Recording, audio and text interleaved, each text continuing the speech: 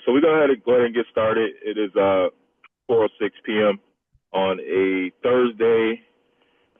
Today is the 12th, and we'll put this meeting to start. And before us, we have through the Maintenance Development Committee, we have some questions regarding snow removal and different situations that residents are concerned about. Particularly, street plowing.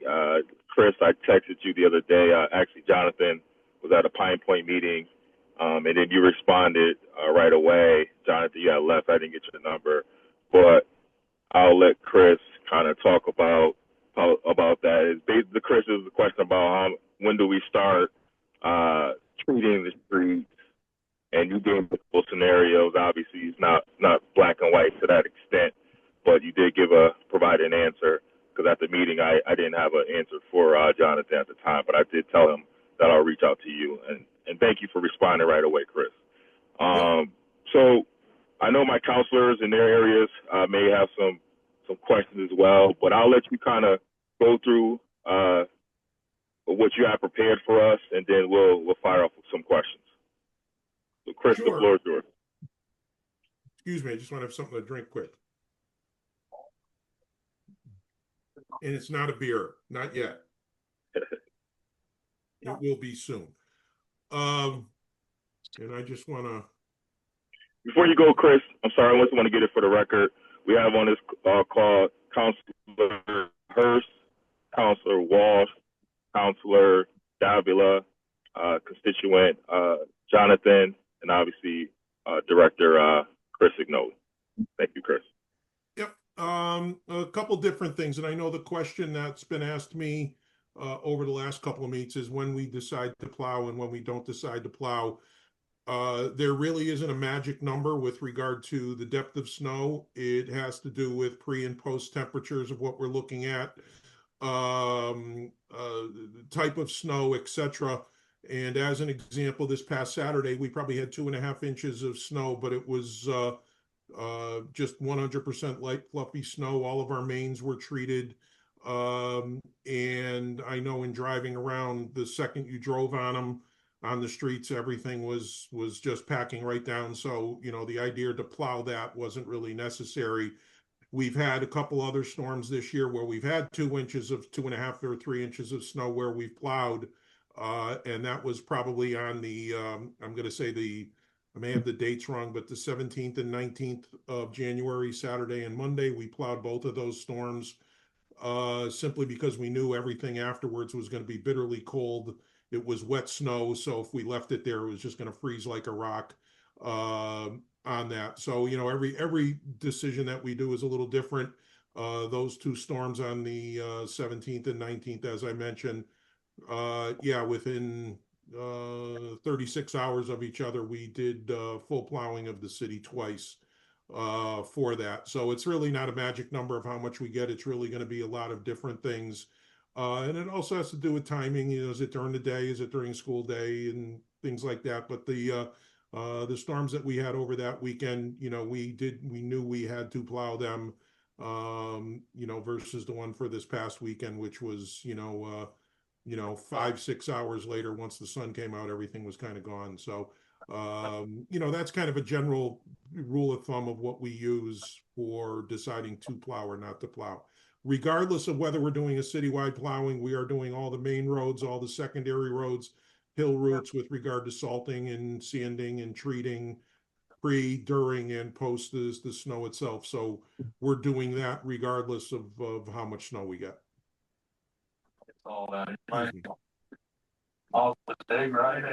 Thank you, Chris, for that update. And again, I know councilors have some questions in their area as well, but Jonathan, did I answer? I know councilors may have that, but Jonathan, did I answer your question? Yes, you did. Yeah. No, I appreciate that. The big thing, can you hear me okay? Yep. Yeah. Okay. Yeah. I mean, I appreciate that. The big question was, like I was saying, is that just that the plow had come down and they sat outside the street for like a half hour. And then I asked the guy, and at the time it was like already 3 or 4 inches on Masrico Street itself, and he had said they weren't allowed to plow yet. That was my only concern. That's why I was just wondering from you or Chris Signoli that the plows were out, but they weren't plowing yet. I was just wondering why he had come down the street, you know what I mean, and sat down at the end of the Masrico and then didn't do anything. And then he said, "Oh no, we're not allowed to plow yet." That was my only concern, you know what I mean? And then And obviously, I don't know if that's the right answer he should have gave you. Because what a lot of those guys do is they get sent to a location and they're going to be sitting there and they're going to be doing sanding, salting, and they're going to be matching up with some other vehicles. So they're waiting. The answer giving you, well, we're not allowed to plow. That's not really the answer I would want my guys to give you. Because they're sitting there, depending upon the time and all of that, that they're either going to, I always tell my guys, if you need to put a plow down, I don't care whether it's today, you need to put it down to clear something, go ahead and do it. So a lot of those we were just kind of waiting and see if we were doing stuff. But I appreciate that answer. I really don't like it when the guys give that sort of answer. and Chris, also too, it's not like I don't want to get anybody in trouble. You know what I mean? And you know me, I've No, talked to you plenty of yeah, times in the city when I've seen you. You know yep, what I mean? It's just like I said, we live on Masrico Street, a dead end part. And obviously there's a lot of elderly people, you know what I mean? And that's all I was asking, you know what I mean? Because one plow did come down and he just plowed the middle. And then I had called your guys' office and 311 very nicely. The lady says we took down your information and they were going to come back, and I would just like them to come and plow, open up a little bit more because you're all like 3 or 4 inches away from the curb. But I understand that. I know the city's very big, you know what I mean? yep, But just when the plow comes down and he sits down there and I ask him, "Hey, we've already got 4 inches. At least if you plow once." I understand you may not be in that area, and I don't want to get that driver in trouble. But that's the only reason why I was trying to just join this meeting, you know what I mean? Just so you guys know where we stand on yep. Masrico Street. That's all I was Oh, trying to no say. problem. No problem with that whatsoever. All right. Thank you. Thanks, John. Thanks, Jonathan. Thanks, Chris. Another street, Chris, and we can talk offline about it, but I want to put it to your radar. It's happening at the Pine Point meeting as well. Is Pearson and Arnold Street. And again, we don't have to go into in depth with it, but I'll definitely circle back to you offline. I guess there's some issues over there that I learned at the Pine Point meeting as well. Did you hear me, Chris? Can you all hear me? Yes, I can hear you. Okay. Chris, did you hear me? Chris looks frozen. Frozen. Okay. All right.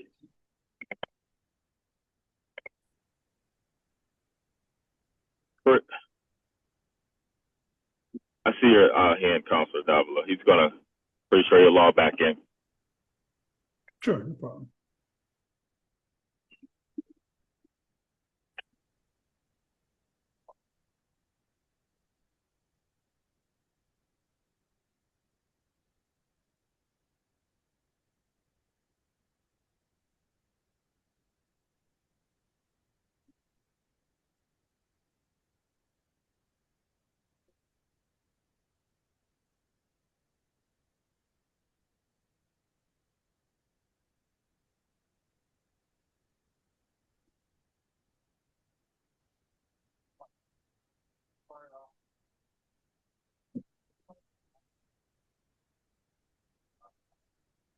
Did you get lost?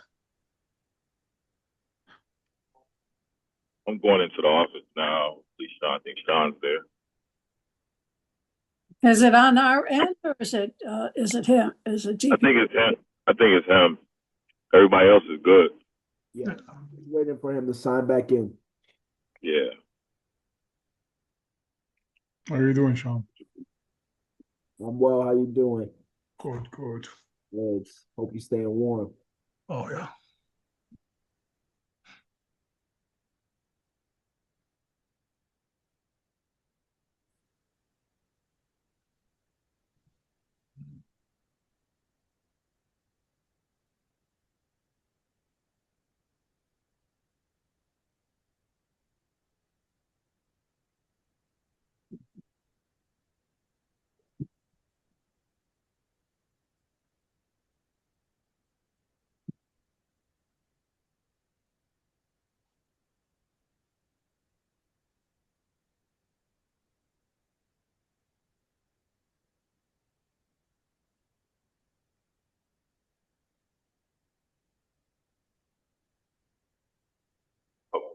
Chris?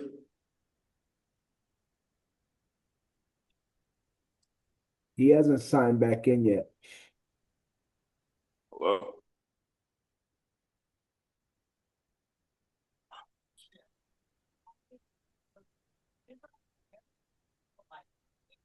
Chris?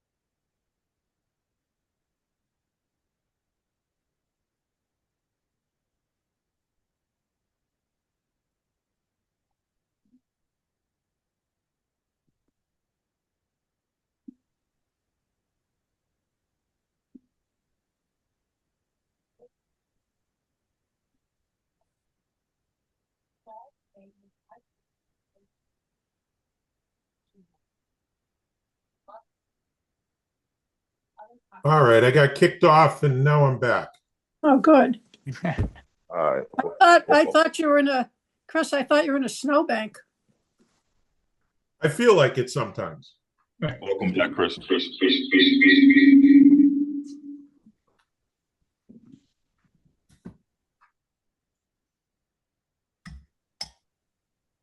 So, Chris, you don't need this probably. No. Chris, can you hear me? Yeah, I can. Okay, sorry. Before we got disconnected there, I just had one comment I want to make, and we don't have to get into it now. I could talk with you offline. Where I was at the Pine Point meeting, some constituents brought to my attention Pearson and Arnold Street with some plowing issues, and I guess some ongoing issues that they are having over in that area. Mm-hmm. But I'll talk with you offline because I want to give counselors the time to address or give their concerns as well. Yeah. So I'll go to Counselor Davila. Thank you, Mr. Chair. Good afternoon, Chris, everybody on the call. Chris, I got a few things on your way. First, let me talk about money. Yeah. How much have we spent so far on snow plowing, and how much are you into deficit as of yet? The budget, our snow and ice budget is $1.591 million. We have probably spent, we have gone into deficit spending, and as of, I think last Friday, we had spent an additional $700,000. So we are in deficit spending about $700,000. Now, some of that will come back to us when we liquidate some of our contractors at the end of the year. However, I'm guessing we're probably going to be somewhere between $700 and $1 million in deficit spending by the end of the year. Is that pretty much in part from other years, or are you projecting a bigger deficit? No, it's more than what we've done. Last year was the first time that we had done true deficit spending in probably about 8 or 9 years. And this year, the majority of the expense, even though we've had, the 5, I think, plowable events, and obviously one of them being big, the major expense that we've had this year is salt. The amount of salt that we use is probably going to end up being upwards of $800,000. Our budget number for that is about 450-ish. And we will be continuing to use salt, obviously, probably at least through the middle of March throughout the year. So we've used more salt last year and this year than we've used in a long time. So Chris, I'm trying to understand. So you're saying that you are projecting on the high end, if I understood you Yeah. correctly, $1 million in deficit. Probably $1 million, yeah. Yeah, still early in this winter, of course. Right. And so you're saying plus the budget for salt in $800,000. So That's all. Yeah, that's all included together. A major Okay. item of that would be the purchase of salt that we have, and obviously our contractors. The big storm that we did 3 weeks ago on itself was $571,000. Okay. Now, Chris, so the budget $1.59 million. Does Yeah. that include the 800,000 for salt? It has it. We have a line item in there for salt, which I think is either 400 or 600. I can't remember because we have the contractors who one of them is 400, one of them is 600. I can't remember which one is which off the top of my head. But the 1.591 has a line item in there for salt, has it in there for the contractors as well. But obviously had to purchase more salt this year, so. We have what we do at the end of every year, and in April and May, is we fill up our salt shed, knowing that the price is going to go up every year. So we fill it up, and this is probably one of the few years that we've had to put orders in as early as we did this year. So, yeah, we are spending a lot more on salt than we have in last year. We spent a lot, but in the previous years, not that we hadn't spent a lot, but this year it's just been a lot more. But especially with the continued freezing, yeah. Right. So, Chris, that I'm clear then. So that 1.59 million budget does include the salt. Yes, it does. We have a big salt item in there. Yes. Okay. So the other $700,000 will be salaries for the contractors. We have a few $100,000 in salaries. We have vehicle maintenance, fuel, vehicle repairs that we have to do, and obviously the contractors who do the plowing for us. They're all part of those line items. I understand. And so, okay, so far we have deficit $700,000. So it's definitely going to be over $2 million for sure by the time we're done this year. Yeah, we will be spending in total. We're definitely over $2 million. And my guess is that at this point we're guessing the total overage will probably be about $1 million. And that's, kind of a little bit of a wild ass guess at this point. And then we make a decision. Do we want to spend some more money? When we get into April and May and we're doing vehicle maintenance, do we want to do it this year or do we wait until the beginning of the fiscal year? And that's discussions that I have with finance. And obviously, somewhere along the way, we're going to be coming to the council to cover that. And whether it's going to be done by savings of other line items that I have or things like that, as far as transferring money, free cash, I'll have those discussions with Kathy once we get a little closer to the end of the snow season. So, Chris, some specific operational question, I guess. Yep. Because as you know, people have been complaining. I know since I've been blessed, I'm privileged, I'm honored to be in the council. This comes up every year. Mm-hmm. And so specifically, Chris, and I know that, we reach out to you, and I'm fully aware that you do your best. I'm fully aware that you, at least to me, you're responding in a fairly consistent, timely manner, because I know you're, when we have a nor'easter like that, I'm sure you're probably the busiest guy in the city. And so, Chris, however, I want to mention to you two things, actually three things, starting with the Cozy Corner. I realize the Cozy Corner is not a main thorough. I get it. But Chris, it was bad.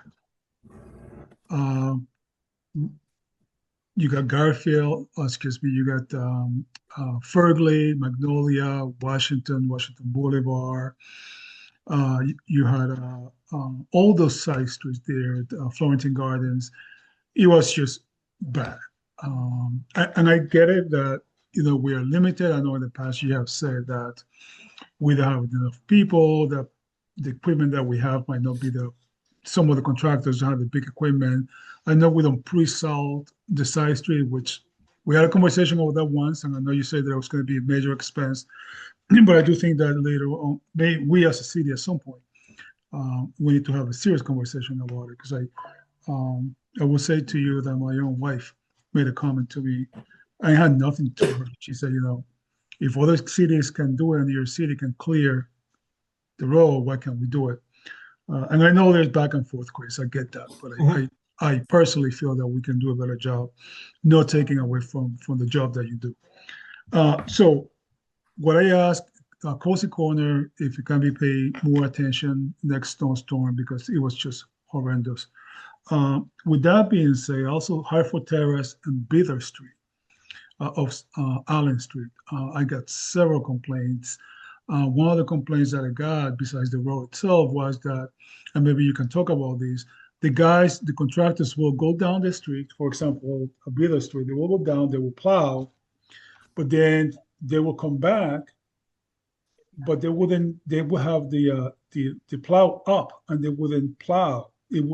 I would think it will make sense. I don't know that if you're coming back on the same road, just plow again, right? And so, can you speak? Can you tell me about that? What, if there's any logic? What are they supposed to do?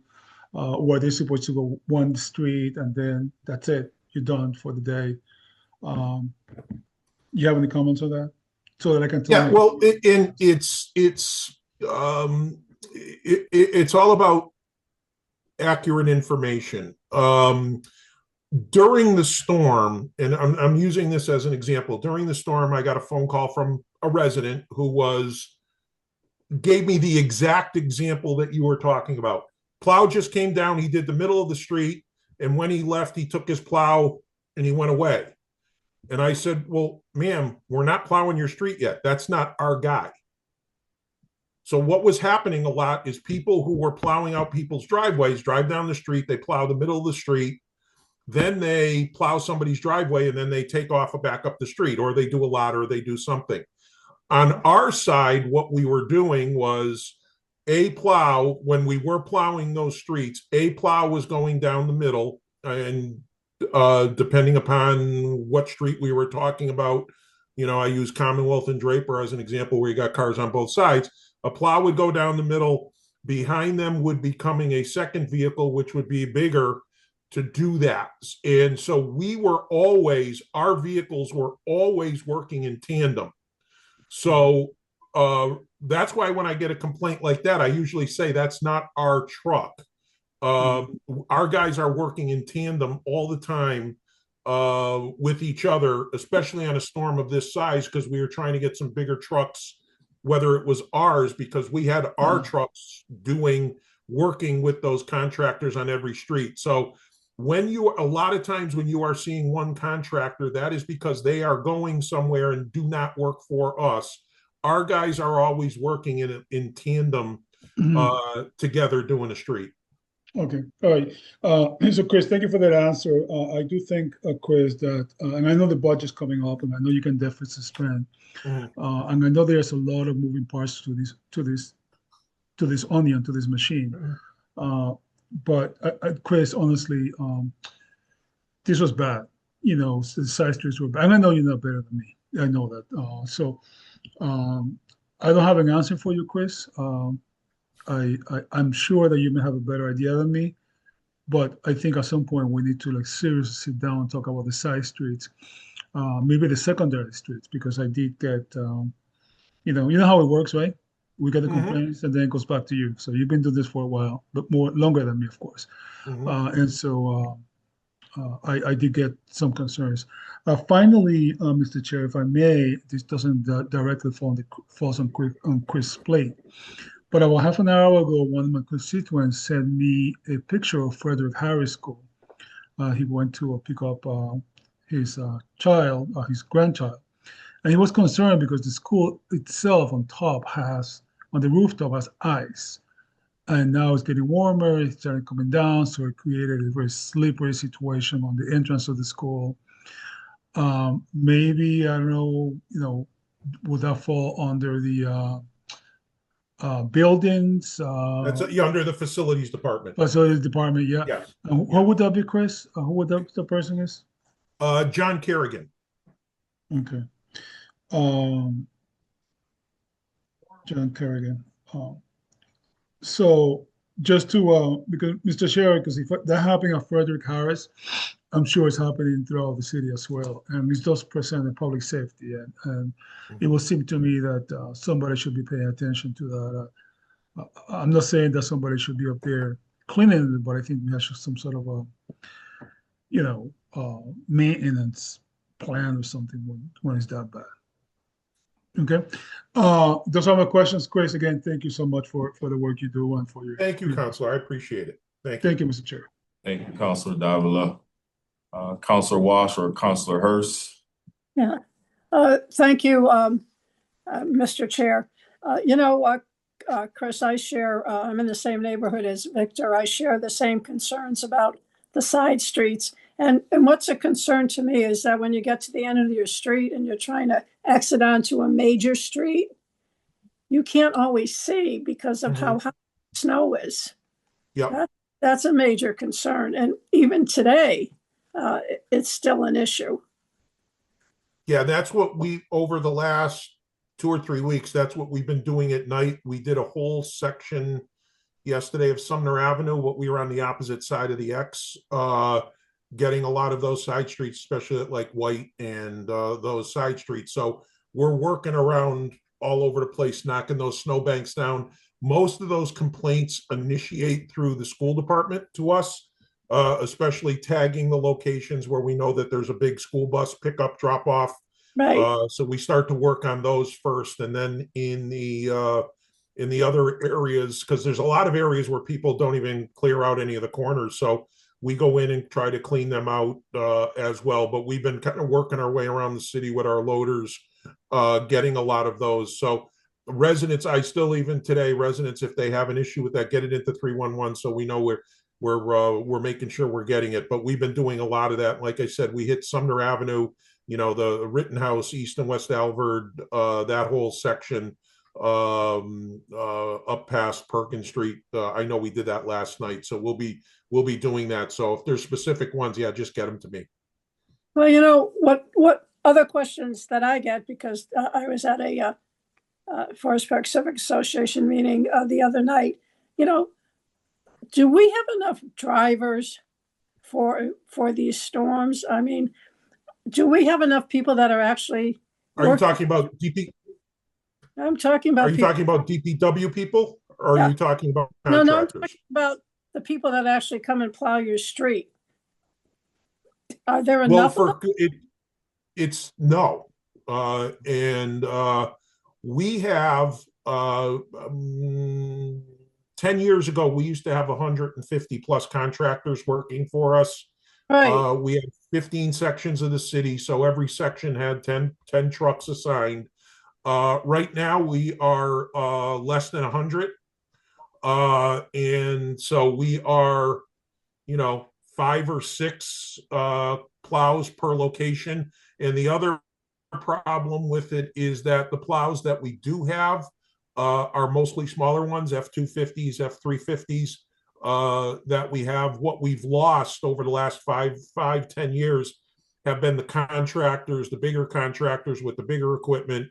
And it really, and I've been talking to the legislature and other people about this, because the big complaint that they had was, hey, we're a construction company. We lay off our guys for the winter. We keep a small crew. If they have to come in for a snowstorm, they got to be pulled off of unemployment. So when they get, these drivers are like, I'm not going to get pulled off of a week's unemployment to get 1 day's of pay. So we're not going to work. So a lot of these contractors just backed out, with that. So what we have now we have a handful of bigger contractors. We have like pool companies, and Giuliano's Pools, as an example, has 15 plows with us because all their guys are working with that. So we are short with that. My staff right now for drivers, I'm about 10 drivers short. On my side, I have a handful of them on comp, and we haven't been able to backfill positions. As a matter of fact, we just did interviews for that yesterday, and we're going to be hiring 2 people. There just aren't people out there, and the ones that are out there don't live in the city, and I can't hire them. Well, I have 2 follow-up questions. One, are we competitive with what we pay The Oh, people, yeah. Our pricing is much higher, and it's the same complaint from all the other municipalities as well. Our rates are higher, and we are also paying a bonus that other communities aren't. So, a town like Long Meadow or a town like East Long Meadow actually has no contractors. They're doing it all with their own staff, and their staff that does this is twice the size of my staff, as far as people, inside the city doing it. So, our rates for the smallest vehicle is probably about 145 an hour, $145 an hour, which is higher than what Mass DOT or any other town around us is paying. So I think the rates are competitive. It's just a matter of getting people in. And every year over the last few years, we've been getting maybe 5 to 10 new people, but at the same time, we've been losing 5 or 10 for various reasons. okay. And do people want to work for the city? I mean, I wonder that, Are you talking like full-time employees? No, I'm talking about this issue right now with the snow, because that's what most people are concerned about. The biggest, in general, yes, I also think that a lot of people just don't think it's worth it for whatever reason. It's, you got to pay insurance. You're going to be paying insurance. That's why the contractors do have a little bit of a leg up, because they already have those high liability standards. So, if, Catering wanted to go out and buy an F-250, you're probably going to pay $200-300, maybe even $400 for the elevated insurance for the winter. And, your truck's going to get beat up.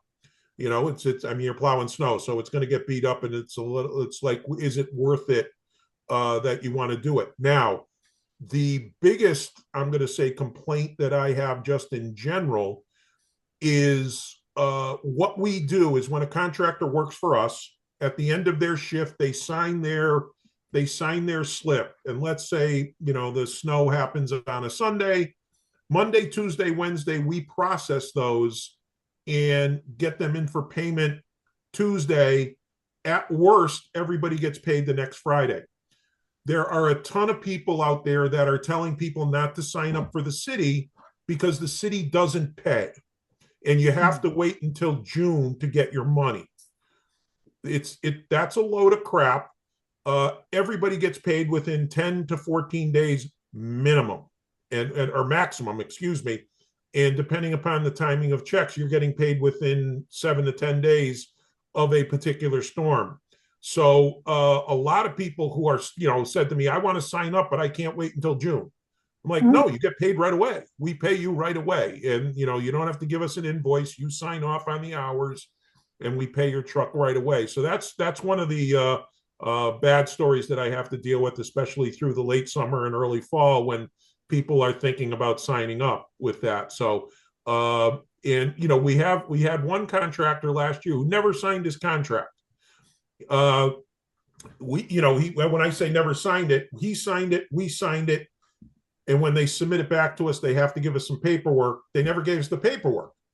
So he plowed for us all winter, but then he got his check, for everything that happened throughout the year in May. And I kind of had the feeling he was doing something with money inside of his corporation. But, that's the only time that we've ever had a problem. But that's a complaint that I deal with a lot, that people say, hey, we're not getting our money. Well, no, you get your money. Everybody gets paid. Yes, I have heard that, which I'm happy to have addressed. Now, another fun topic, potholes. Ugh. And what do we say to people whose cars fall into these potholes? Number one, we are doing pothole work now. We have 2 crews out doing pothole work. And I think Councilor Santinello asked me this at a council meeting a while back, and asked, is it going to get worse before it gets better? The answer is going to be, it's going to get worse before it gets better. The ground right now is frozen. It's down 3.5, 4 feet.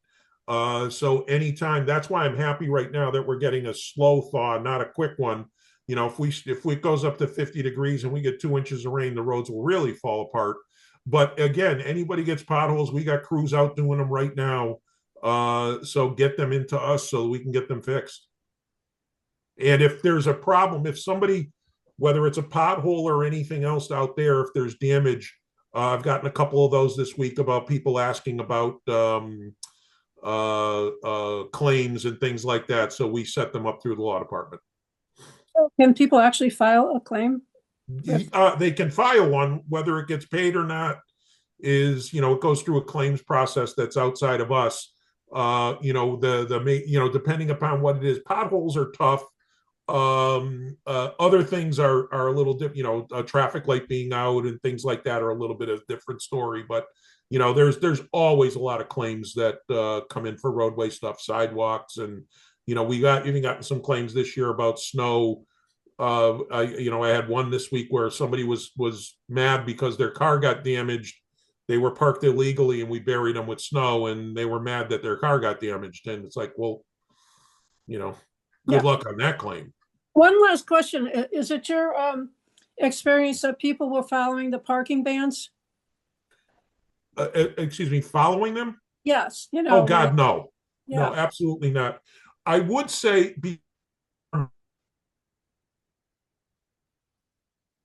Okay, I can't. I think he's frozen. He's muted. You're muted, Chris. Again, Chris.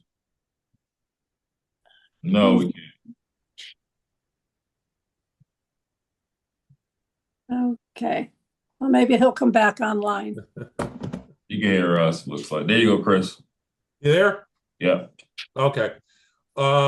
Before this storm, the mayor and I met because I was extremely concerned, with 20 inches of snow of what we were going to deal with on-street parking. For the bigger storm, there was less on-street parking than I've seen in a while. However, I use, I'm going to pick your neighborhood and say, like Orlando and, Bryant Street, those areas there, instead of having 20 cars parked on the illegal side, there were only 10. So I drive down the street and go, oh, this is better, but there's still 10 that are there. We, with the police, obviously did ticketing and towing, but during the storm, CJ's basically had to stop towing because they were just having a difficult time doing it. But over the next week and a half and 2 weeks, what we were doing is we kept the parking ban on, and we were going back to neighborhoods. We were posting them, no parking.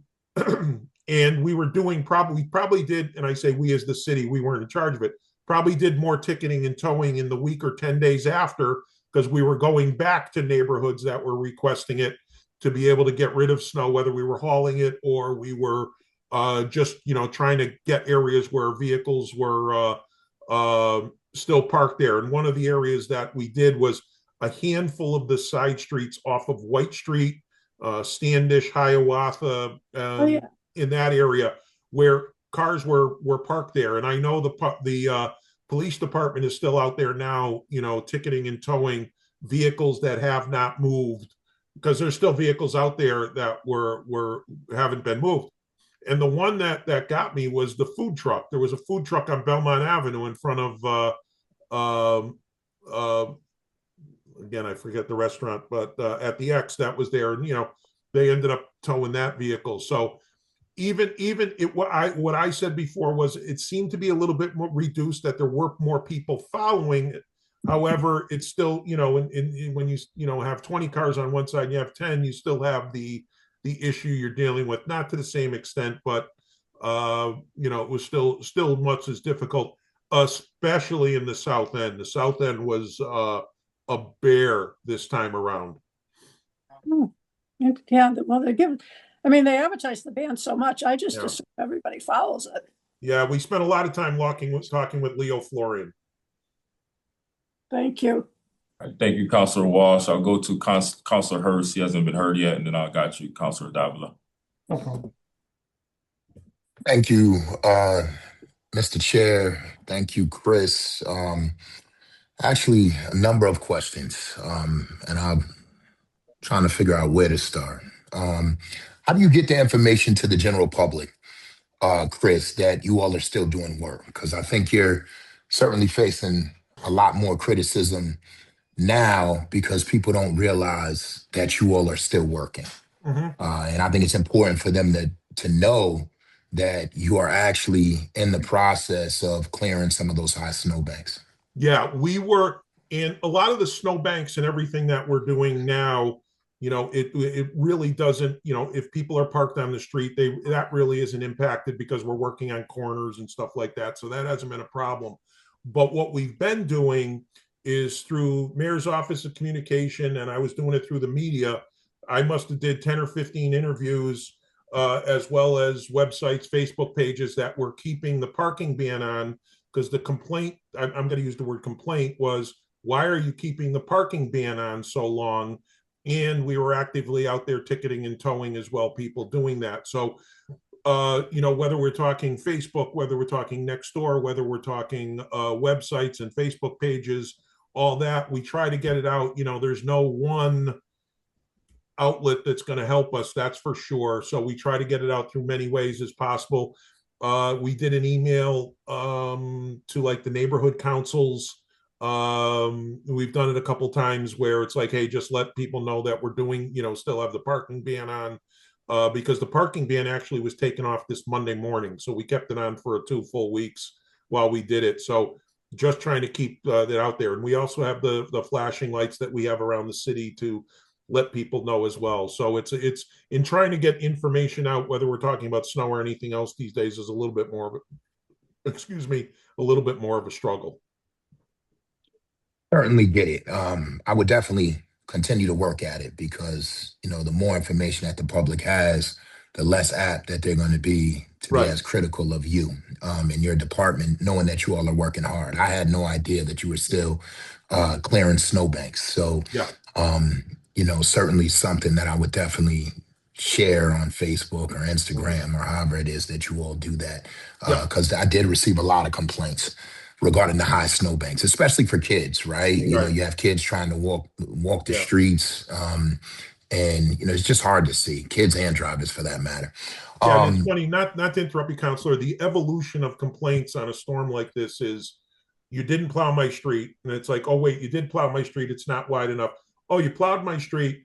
Now the snowbanks are too high. So there's always this evolution of, the complaint of that. And that was the one that, as you mentioned, when I start to hear, okay, about the snowbanks, I'm like, okay, we're not to say we're past all the little stuff, but that's kind of the evolution. And then we knew we were going to be doing that. And that's kind of what we've been working on. Got it. The other one is not, other question is not related to this one, but the previous storm. Are we doing any level of coordination with the school department? There was one storm that, the superintendent made, had kids go to school, and then probably the snow started around 11, between 11 and 1.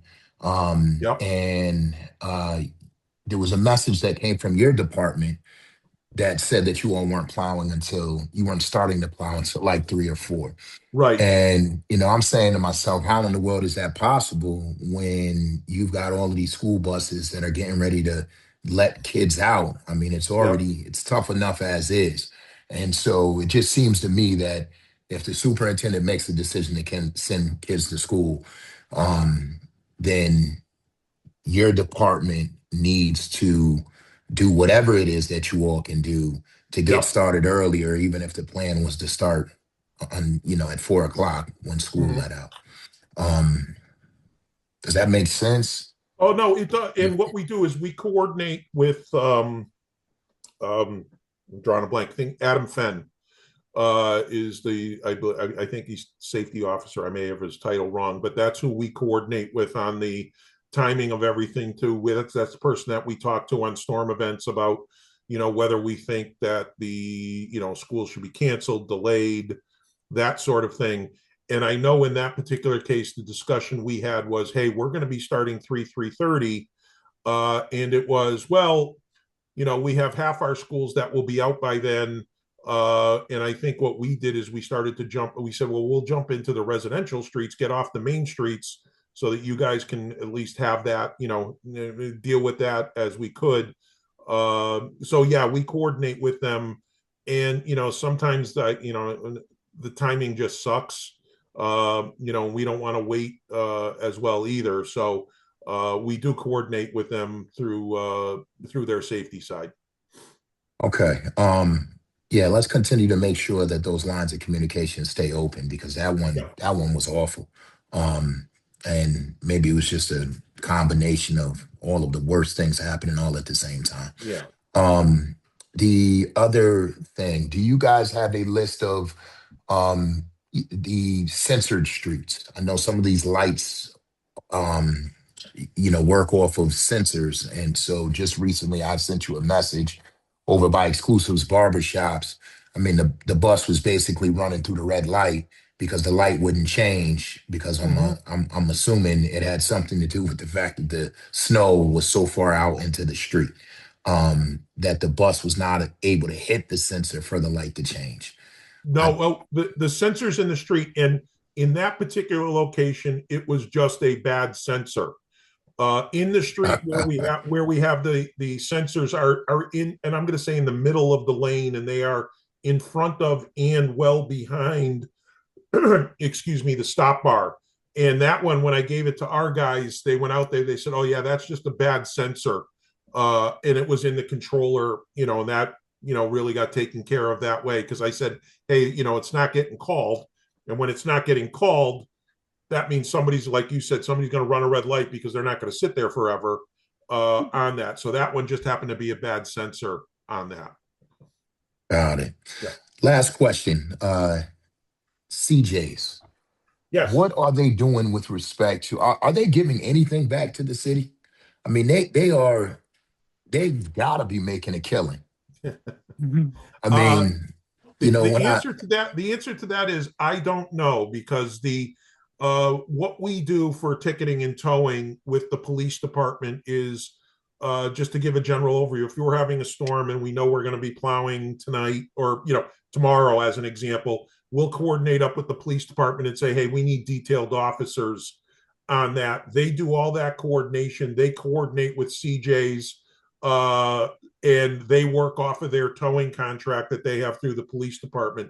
So to tell you the truth, I have absolutely no idea how their contract works with the city of Springfield, other than I know that when I need them to tow somebody, that they do come and do it.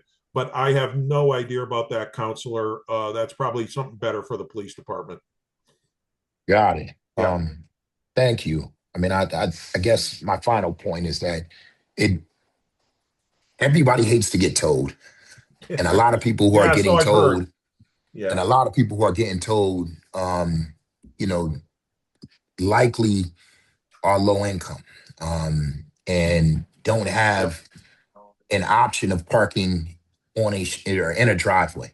And so then to have to get towed and then pay an inordinate amount of money to get their car out, it is awful. And I've heard numerous complaints and frustrations about that. And so if there's a way in which, we can figure out how to get that money back into the community to assist those individuals, or maybe not charge as much on the snow days. I don't know, because I know you want to prevent them from doing it again, but we ought to figure something out, because it certainly is hurting folks significantly to get their cars out. The other complaint, and I think Councilor Davila might have dealt with this when you lived over on, you were on East Alfred, right, Councilor? That's correct, yes. One of the complaints that I get a lot from especially 2 and 3 family homes is the landlord won't let me park in the driveway. And I think you dealt with that. And that was, I was actually on West Alfred, right at the beginning of the storm. And I was talking with somebody and I said, well, all you need to do is, park it in the driveway. He goes, we can't, they won't let us. And I'm like, well, why? And it's like, well, they want to be able to clear the driveway. And I'm like, well, I want to be able to clear the street, but a lot of landlords. And then obviously you're 100% correct, Counselor. It's like you go where people are parking on the street are going to be the areas where there's more apartment buildings, more 3, 4, 5 family houses, and mostly poorer in the areas. And so we've been. I know there was discussions at times. Do you open up schools? Do you open up? That was one of the reasons downtown was, get the parking garages open which, the spa did. So, that alleviated a little bit, but it's, I know the complaints I should say concerns everybody had was, that's great, but now I got to walk a half mile back to my house. I get to park in the garage, but now I got to walk a half mile back to my house. So, yeah, back to your original question on that. That's the contract with CJ is just something that Yeah, needs to be discussed with the police. got it. Thank you. Thank you, Mr. Chair. Thank you, Counselor Hurst. I just want to make a comment. I'll get to you, Counselor Davila. I just want to make this point. So I know Madam President Whitfield and you and I talked offline a little bit about it over there by AIC. I talked about I know Counselor Whitfield talked about over there by the old Dunkin' Donuts. And again, it may not be the space now to talk about it, but I think we should develop a process, especially with where our kids are walking. I know it's privately owned property, and I know there's legalities to these certain things, but maybe we have a conversation with some of these areas that we know. If they can't get to it, hey, the city's going to take this on. But I think safety should be key for us. What is it going to take for someone to get hit? And then, then we have a bigger issue on our hands. So, a lot of our kids were walking in the street because that area wasn't plowed. So I just think we got to take a look at that. And I know, it's not your department who goes out and give tickets or citations, whatever the case may be. But I just wanted to bring that and put that on the record. Yeah, the ordinance officers. So I just wanted to put that on the record. I'll follow up with the ordinance officers with that. But I know that was something that was mentioned. So yeah, it's funny, Counselor. Every snowstorm we get a type of complaint. Yeah. And for the first few that we had this year, the biggest complaint we got was you plowed my driveway in. I'm like, yeah, I know, I'm sorry. This storm, after we were done, I shouldn't say most, we got more complaints than ever about people's sidewalks and businesses, etc., not being shoveled or not being plowed. And it was, hey, we're going to fine them. Can you send the city over to take care of it? And I'm like, well, we got our own problems, and the last thing I want to be doing is having a big yellow truck, clearing out the somebody's area. And I know this came up before, and one guy actually said to me, he goes, well, I'd rather, you fine me $100. That's great. It cost me $250 to have somebody come. So if you charge me $100 and you fine me and you have the city come and do it, I'm saving money. I'm like, yeah, that's why I'm not going to come. But that was probably, with this storm, one of the bigger concerns and complaints that I got, that I've heard more on this one than anything else. And I do know that the police ordinance and code did a ton of those tickets. Okay, sounds good. Yeah, I'll follow up with those particular offices. Councilor Davila. Thank you, Mr. Chair. Unfortunately, I have to be dropping off in a second to another meeting, but just quickly brief, Chris. 2 items. One, fire hydrants. I know, Mr. Chair, the fire department is not here, but I have noticed the fire hydrant to be buried under the snow. Now, it's my understanding that people are supposed to be clearing those themselves. Yes. Within the proximity of their house, I believe they can still get ticketed if they don't. Is that correct? Yes, they can. They usually, I shouldn't say they usually don't, but there's not a lot of fining going on. And I know for this particular storm, Commissioner Calvi contacted us, and there was a handful of locations. We did help out on a few. Yeah. They were out there doing it, and they were probably doing a little bit more of a public campaign to get some help from residents as well. So, it's kind of the other one similar to that is bus stops. People complaining about, hey, the bus stop's not cleared out. And I know, PVTA 3, 4, 5 days later got crews out. I actually think they might have had Roca working with them on some of those areas. But yeah, that starts with the fire department, and they come to us sometimes and ask us for some help. Right. So, Mr. Chair, I do believe, it should be the responsibility that people should be mindful for where they live, because I know the fire commissioner was on the press conference, and he did ask people to clear their fire hydrants. So he was being proactive on that. And like you say, when there's a fire, that's not the time to be clearing out the fire hydrants. However, with that being said, I think we also have to be mindful, Mr. Chair, that we do have a lot of elderly people out there that are completely unable to do that work. Even myself, you guys know that I have a hip injury, and I can't really be out there shoveling like that. With that being said, Mr. Chair, I do see as an appropriate use they might hate me for this, but it's what I do believe that when the fire department has a chance, send a couple of guys and start chipping away at some of those fire hydrants. At least start making a little bit of a path so they can easily get access to the fire hydrant in case of an emergency.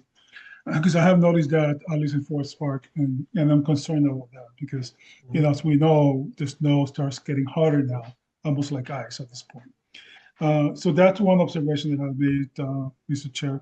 Also, Chris, I just want to be clear. Earlier in the meeting, you talked about you can't hire people. Are you saying you cannot hire drivers for DPW or yeah, we have well for both, but even just standard employees right now, we have to follow civil service. So people signed up on the civil service list. Right. And I hired 2 weeks ago. I hired 2 drivers.